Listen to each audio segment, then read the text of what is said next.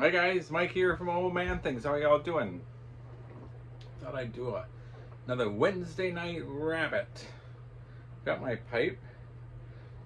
Let me light it and I'll tell you about it. My Sherlock Holmes.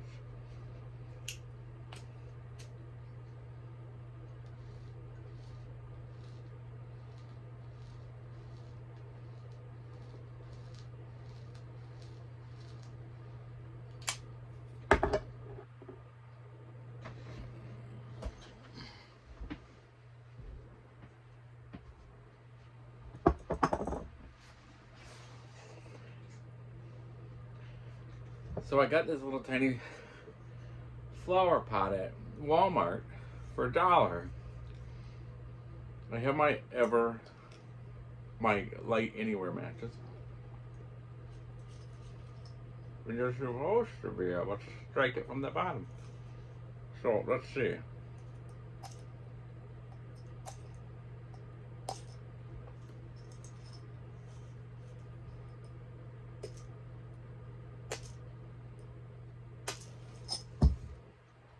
Got the second one.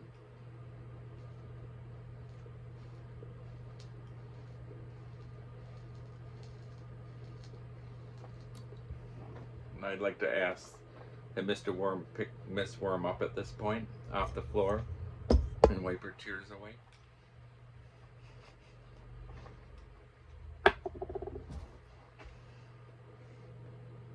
So, I think I need another one. And I'm not even going to try the glasses.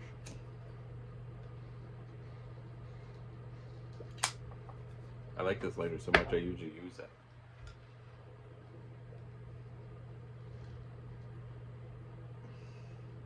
Well, first of all, the pipe is from Poland, and it's a pear. Is it pear wood? I think it's what it's called. It's just very simple. It's super light, but I mean it's just kind of neat. So don't underestimate.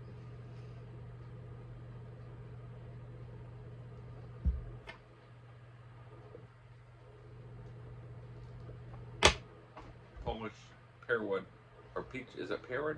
Polish pearwood pipes. I'm smoking some Suffolk's cream burley.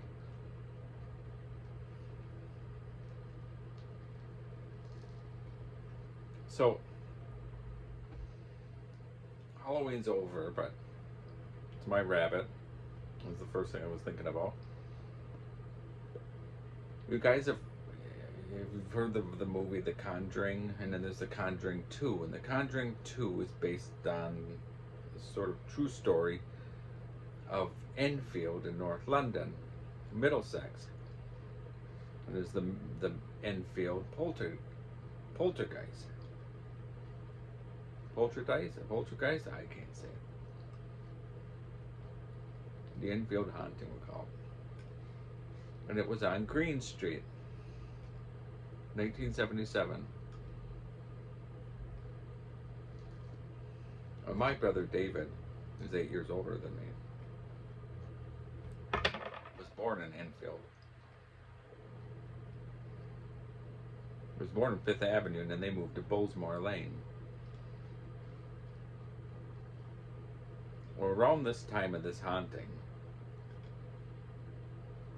he wanted to do dance class.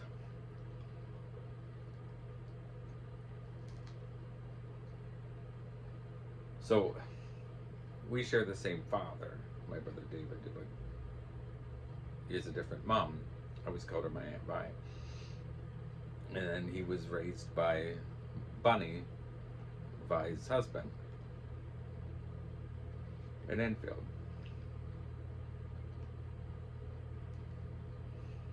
And he wanted to join the dance class, so Vi said to him, and her favorite word was the F word. which is if you want to do the dance class, you're going to have to take the bus on your own. Well, he would get the bus at Bowlesmore Lane, and then it would stop at in Green Street, and you have to get off the bus there and wait for the next bus. And where the bus stop was, it was right across the road from that house. He was just a kid, and he knew all about that house. And he'd have to stand up there looking at that house, and he said he was so scared, and there was never anyone around as he waited. I thought it was funny.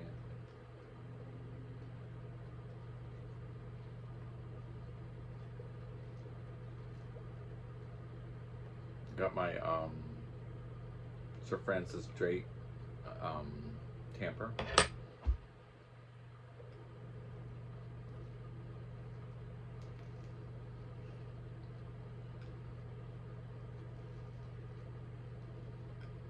I thought the world of Vi, my brother David's mom.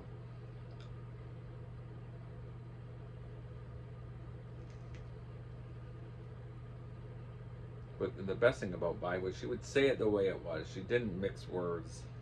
You never had to wonder where you were with Vi. She'd say it the way it was. Well, my brother David always told me this story, and I just think it's so funny.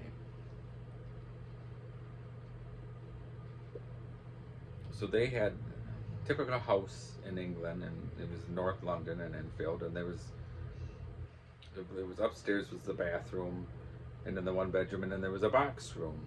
And my brother David had the box room.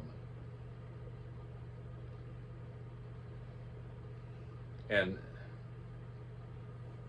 he had gone to bed, and his younger brother, so it'd be his half brother, like how I am, but his younger brother, Lewis, who was actually my age, came down the stairs at night after they're all in bed. And Vi was the type of she sent her kids up to bed, she was done, she was fed up, and you didn't bother Vi. And she said, "What are you doing down here?" And he said, "I can't sleep because of the thunderstorm." So she took him to the window and she said, "Look, there isn't any thunderstorm." And she sent him back upstairs to bed. A little while later, he came back downstairs, and she said, "What are you doing out up?" I have a cup of tea. And he said, "I can't sleep. The thunderstorm's keeping me awake." So she took him to the window again, and she said, "Look, there's no thunderstorm." She sent him back up to bed.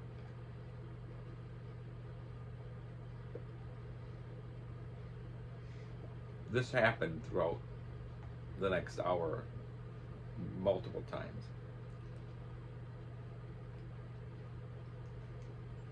So my brother David says, from this point of view, well, for one thing, she said, Vi grabbed Lewis at one point, opened up the screen door to the back garden, took him outside, and said, look, there's no thunderstorm," and sent him back up to bed. So now, at my brother David's point of view, he's laying in bed just about to sleep, and all of a sudden the door flies open, and it's Vi, mad as heck, and she's screaming, "It's you! It's you!" And here he had gotten this thunderstorm tape to relax, to help you go to sleep. And he said it was all like a rainforest sounds. And she goes, you and your father, your father and I were about ready to take Lewis to the mental hospital." I know, it was so funny.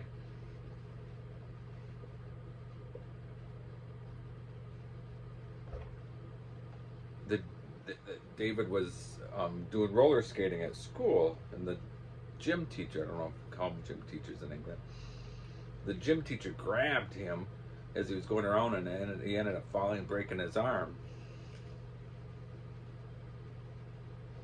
So when Vi saw the gym teacher next, she said, "If you ever touch my David, I'll effing kill ya." He didn't mess with Vi. Well, Bunny said that They were somewhere, and the gym teacher walked up to Bunny and he said, "I gotta tell you something." And Bunny said, "What's that?" And he said, "Your wife, I think your wife threatened me, and I don't know what to do about it." And Bunny said, "That's nothing, mate. She threatens me every day."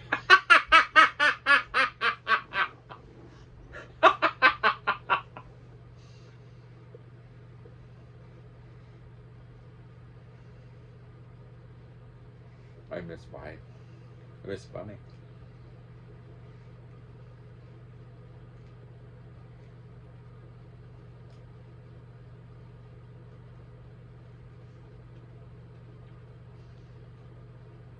That was my rabbit. I can't think of anything else. I'm in the Old Frog and Toad.